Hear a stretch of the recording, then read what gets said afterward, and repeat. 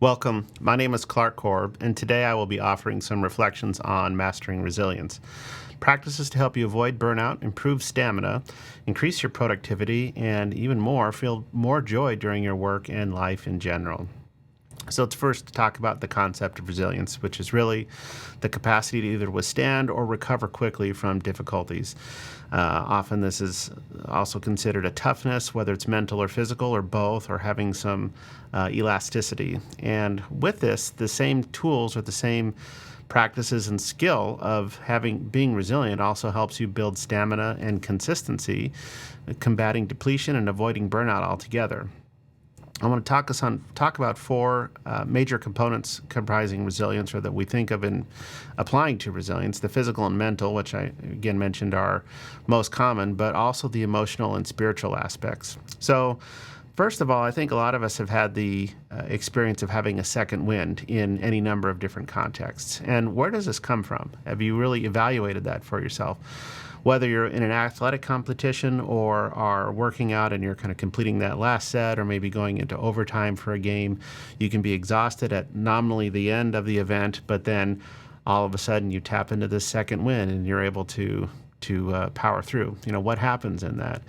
Or maybe if you're a student cramming for an exam, or you're a professional crunching out a deadline for work, or even in a social context, you come home at the end of a long day or a long week and a group of friends text you and say, "Hey, we're going to go out for karaoke, join us." And you think, I was just about ready to call it an early night, and you decide, you know what, I'm going to hop in the shower, rinse off, and you go out and spend 2 or 3 hours with your friends and have a blast. So all of us have some experience with that, I'm sure, in any one of those contexts or others. And it's not like anything magically happens in the moment where we all of a sudden have more sleep or took a super vitamin or something like that. But really, this is about managing your energy more than it is managing time.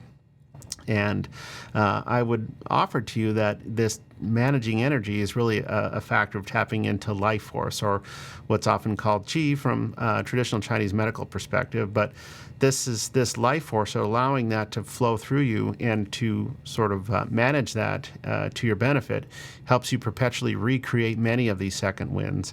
And this is the kind of thing that I believe can help you not only build resilience in your professional and personal life, but just bring more joy to your life. So first of all, let's talk about a couple of these primary pillars. The physical component, I won't really go into a lot of detail here because I think most people have a pretty good understanding of that. It's important to have sufficient quality sleep, to eat reasonably well, to hydrate, to have some blend of exercise, cardiovascular, and resistance training. I would also add making sure you have a component of mobility training of some sort. So this is not only stretching, but just being more pliable and elastic in your body will help you be more pliable and elastic in your life in general. The body certainly is a mirror that way. And I won't go into detail on that. There are specialists with that sort of thing and a lot of resources available online, but making sure you include some sort of mobility training in your physical regime. Also, then the mental component. So some of this, I think, again, is probably fairly mainstream, but just some reminders, some ideas that during your day, especially the more structured or kind of a deep dive you can have into performing complex tasks during your day, it's important to schedule some breaks. It's just as important to have a rest and recovery cycle for mental work as it is for physical work. Just like you would interval train in a gym, you want to have some intervals of rest during your mental work day. In addition to that, just as within the sports analogy, cross-training for the mind is also super helpful. So if you have a very logical or linear kind of job, it's important to do something throughout the day, or at least certainly throughout the week, to give your mind some creative or imaginary stimulus. And same thing for if you're a more creative or an artistic person by profession. Doing something that exercises the more logical aspect of your thinking capability will help both. It helps support both by having that kind of right and left brain stimulus in a different way than you normally would do. Another component that applies independent of what kind of work you're doing, but recognizing, and this is kind of a nice bridge into the emotional realm of this, is when something feels heavy, and you often have a sense of this if you're feeling the desire to procrastinate, something that is usually subconscious, or you may have some conscious connection to it. But if you feel like something is just not pleasurable to do, but you kind of have to do it. Let's say if it's going to your job or completing a project or attending a meeting you really don't want to do, there's usually some belief that you have around it. And if it's subconscious, it's worth digging into that a little bit. If you can, take a few minutes and just evaluate for yourself, what am I really projecting about this and what is actually true? Most of us really have a lot more choice in what we're participating in than we give ourselves credit for. And instead of having these sort of internal statements of, I have to do this, or I really don't want to be doing this, you can frame it in the way of, I'm choosing to do this. This serves me in XYZ ways. And in fact, if you're projecting more of a desired outcome sort of proactively, it's something that can really change your internal state to not only make whatever it is, the task or the meeting or the event, much more pleasurable to experience, or at least something that you can feel, I guess, better tolerated, but it's lighter. It feels much more like something that we want to act from choice or from our own desire rather than something that we have to do, something that's burdensome. And to extend that a little further then, and I wouldn't recommend doing this, of course, while you're doing something, driving or operating heavy machinery or whatnot, but incorporating some time in your week to daydream. And I think this is a little bit of a superpower that's underutilized that we all can do. If you've ever created a vision board, for example, that's something where you're daydreaming about something you want to create in your life, and you maybe put up a poster or something in your home office or your home to inspire you to move toward that. Well, I think it's important to actively immerse yourself in this active act of daydreaming on a regular basis.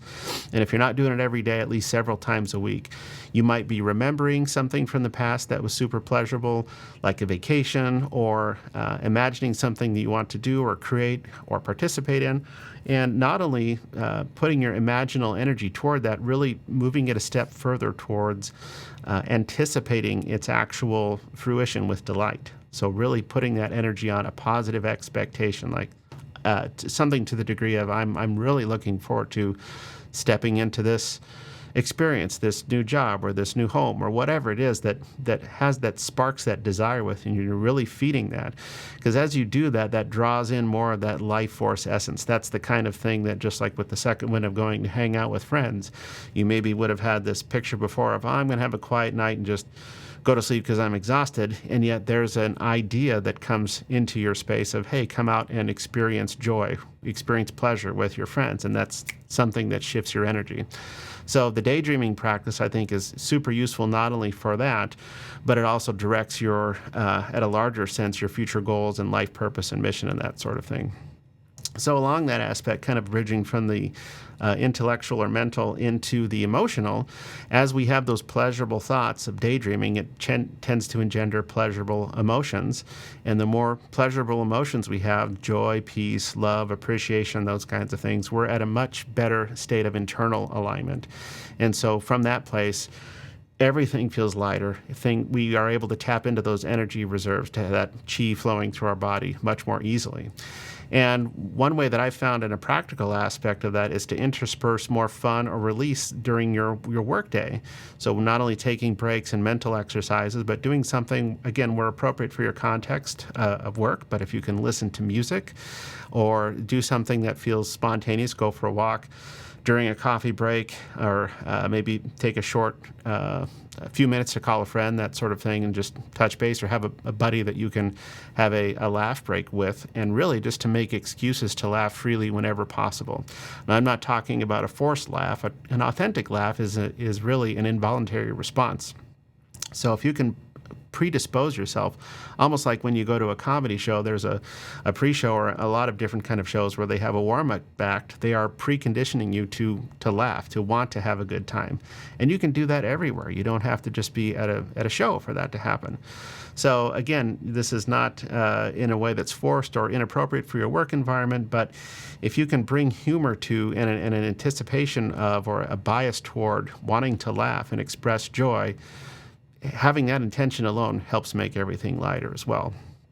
One aspect along the emotional area as well for empathic types, and I won't go into great detail for this in this episode, that would probably merit its own full video, but making sure you have a practice around setting your empathic boundaries so that you can be present and responsible to other people, but also not being responsible for their processes. Again, a whole other topic. And if that sounds like something a little bit outside of your normal exposure, don't worry about it. But the idea being that even though other people may be projecting something or suffering in some way, you can be passionate and attentive to them without taking on that process. And that would probably merit its own video, which I may come out with in a little bit. So the last component, the spiritual element. Often if we're feeling a lack of resilience or overwhelmed, it's a sense of depletion, and that really results from being disconnected. And the invitation here I would offer is to reconnect in multiple levels. First, to yourself, mentally, with your why. Why am I doing what I'm doing? Again, assuming that we're all at choice, why am I choosing this? It helps you not only maybe reevaluate your task at hand or the job that you're doing, but your overall role in life and its context in your life purpose. You haven't given much thought to that in some time. It's good to reconnect to that. Also, of course, reconnecting to family, friends, community, some social aspect. We are social beings. That's certainly restorative. Reconnecting to the earth, to nature. There are a number of practices for grounding. I won't go into that either here. Maybe that would also merit its own video. Let me know if you're interested in that sort of thing. There are a lot of practices on grounding, and that word is kind of thrown around a lot. And I have some specific ideas that I think are useful around that too. But again, for another time. Then the practice of reconnecting to yourself through meditation. A lot of different ways to meditate. There are guided meditations, moving meditations, so you don't have to just be quiet and still, although I think that's fantastic also. You want to find what works for you, but having some practice around meditation. And last but not least, reconnecting to your higher power. Whatever that is suitable for your spiritual beliefs, whether it's through prayer or practice, connecting to God, connecting with other people, connecting with the universe, some way that you reconnect to your higher power in recognition that we're not living in a vacuum. I think most people can at least agree on that last piece. So in conclusion, I really encourage you, hopefully this has given you some ideas, some food for thought, and I would encourage you to establish your own self-care routine that incorporates each of these elements, ideally on a daily basis, but if not daily, within a week, certainly covering each of these, something in the physical, something in the mental, something in the emotional, and also something in the spiritual aspect of helping you practice resilience. It really is a practice like anything else. Imagine finishing the workday or the week feeling even better than you did before starting the workday or the week. That's really been my experience 95+% of the time since I've gone into private practice 20 years ago. And I remember when I started my practice, I had the goal to be just as fresh or 100% focused for the very last session when I would work with a client on a Saturday afternoon as I felt on the first client session at 8 a.m. on a Monday morning. And I believe I've achieved that, and it's 20 years and going. So these practices have really helped me do that over that time. And I would love to know what about this resonates with you. Certainly let me know in the comments below. And if you found some value in what I've discussed today, I would certainly appreciate your giving this video a like and clicking on the subscribe button to avoid missing future posts. Also, if you know anyone who may appreciate what I've shared here, please forward this video to them. These small actions only take a second, they cost nothing, and they really help support the channel. Thank you for watching, and have a powerful week.